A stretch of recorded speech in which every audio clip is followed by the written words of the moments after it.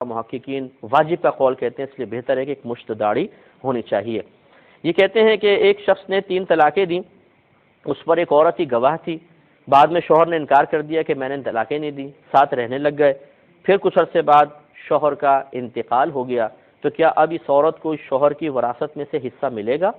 جبکہ عورت یہ جانتی ہے کہ 3 طلاقیں دی تھی؟ دیکھیں مسئلہ یہ ہوتا ہے کہ دو چیزیں، آپ 2 لفظ یاد رکھیے گا، ایک قضاء کہلاتی ہے، ایک دیانت کہلاتی ہے۔ اللہ تبارک و تعالی ہر چیز کو جانتا ہے، تو جب ہم کہتے ہیں عند اللہ ایسا ہے، اللہ کے نزدیک اللہ تعالیٰ جانتا ہے، تو اس کو دیانت سے تعبیر کرتے ہیں۔ اور قضاء کا مطلب ہوتا ہے دنیاوی فیصلہ،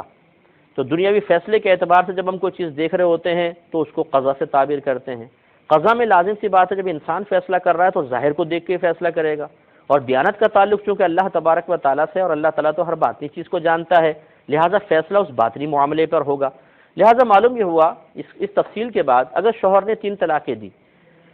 تو بیوی اگر کہتی ہے 3 طلاقیں دی تو بیوی پہ لازم ہے کہ گواہ پیش کرے، اور گواہ کے لیے 2 مرد یا 1 مرد اور 2 عورتیں چاہیے، ایک عورت کی گواہی کافی نہیں ہے۔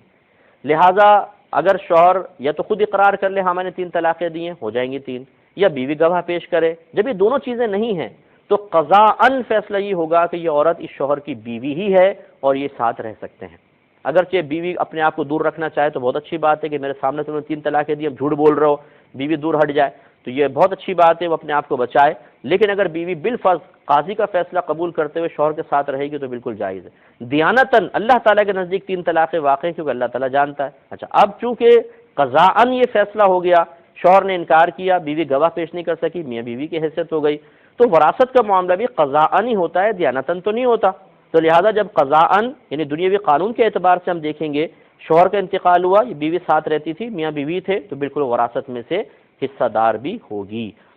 یہ کہتے ہیں کہ ایک حساب کے ٹیچر